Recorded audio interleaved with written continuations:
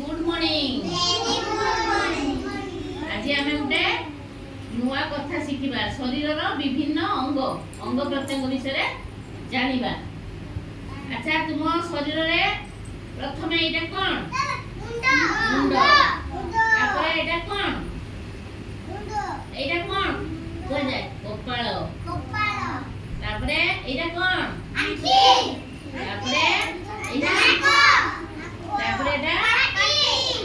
ता भितरे एटा कोन दांत एटा कोन कान। अच्छा एटा कोन एटा एटा कोन पाटी पाटी में एटा कोन ओठ ओठ एटा जीवन तापर असला एटा कोन एटा नमो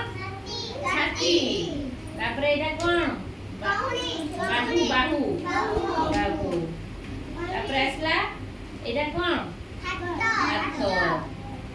तापर एटा पेट नमो पेट तापर एटा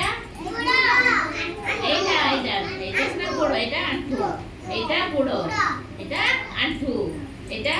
पाद एटा कोन पाद एटा पाद आंगुली जानो हां देखिया